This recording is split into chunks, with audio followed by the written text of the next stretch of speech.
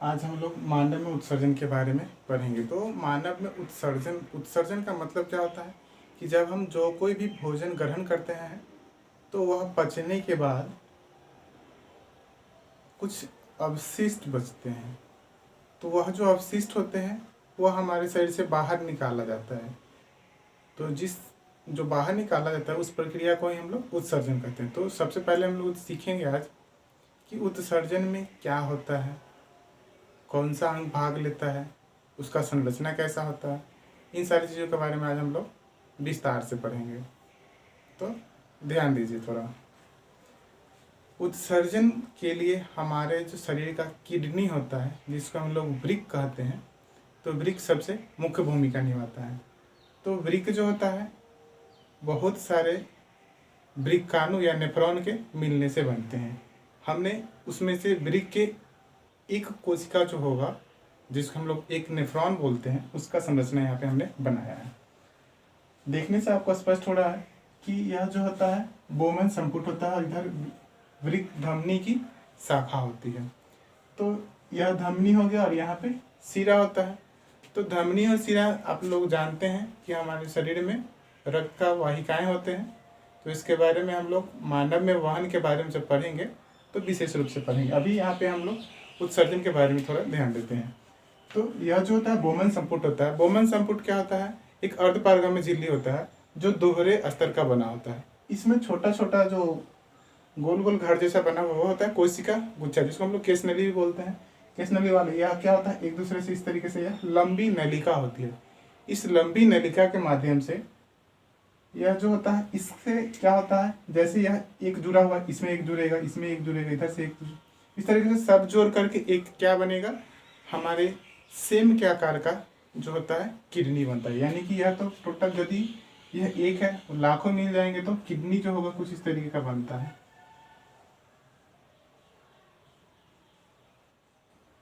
यह किडनी का है। तो हमारे मानव शरीर में 2 किडनी पाई जाती है। तो यह किडनी एक हो गया, इधर से वापस फिर से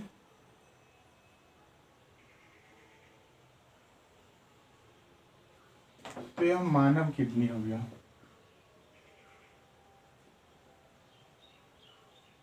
किडनी या इसे ही वृक्क कहते हैं।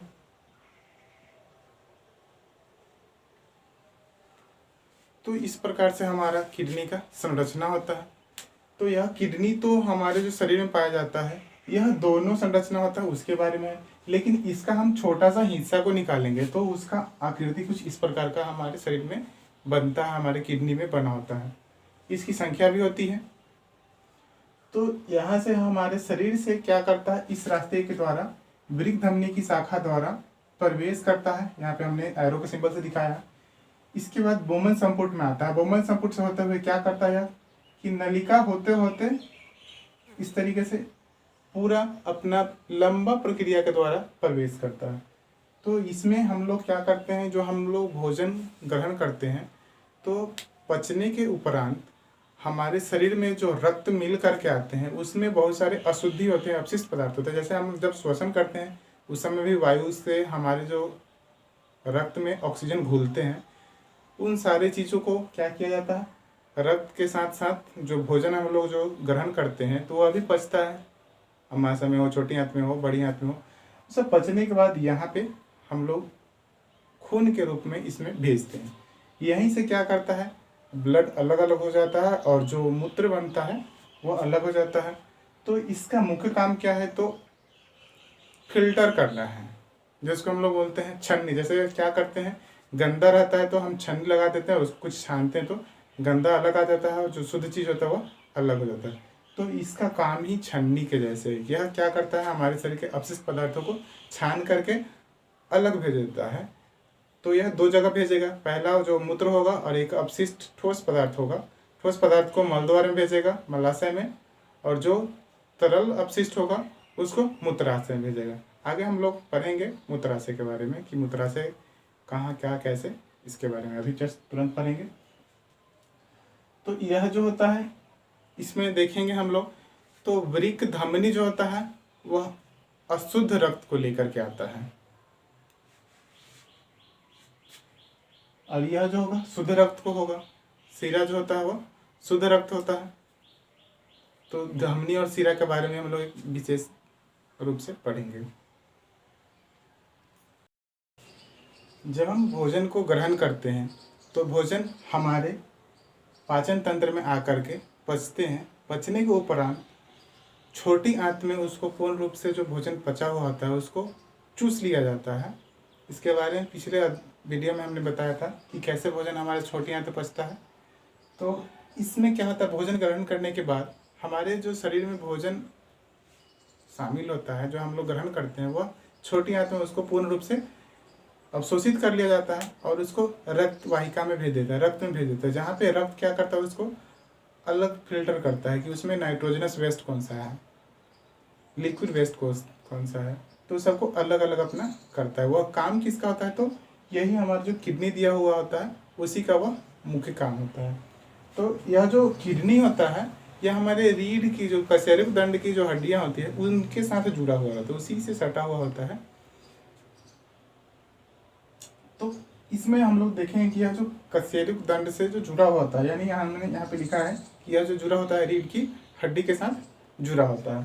तो इसका जो किडनी का मौलिक संरचना के बारे में हमने अभी तुरंत देखा है कि यह जो होता है नेफ्रॉन से मिलकर के बना हुआ होता है।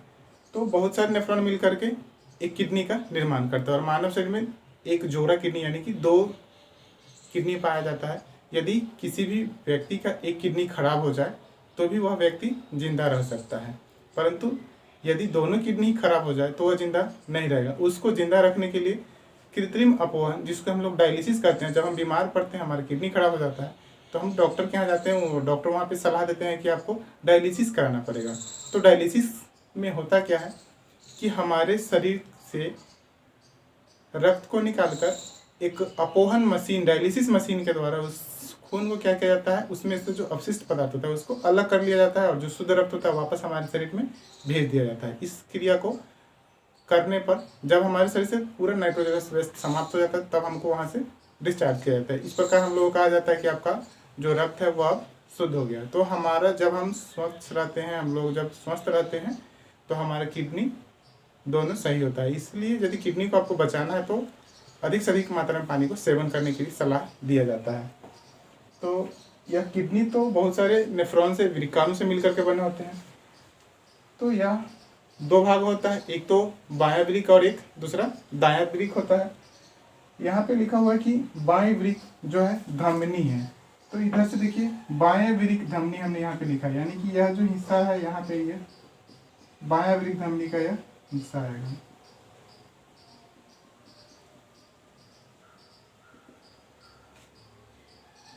यह बायां बच गया। तो जो बच गया जिसको हमने यहाँ पे नहीं रंगा है वह हो जाएगा महाशिरा। तो हमारे शरीर में धमनी होता है, दूसरा शिरा होता है। तो यहाँ पे महाशिरा हो गया और यह हो गया हमारा धमनी हो गया। बाईं ओर का धमनी होगा, यह दाईं ओर का भी होगा। तो यहाँ महाशिरा होता है। यहाँ पे यह जो है दिया हुआ वो महाधमनी है। महाधमनी के माध्यम से हमारे शरीर में क्या करता है, खून आकर के प्रवेश करता है।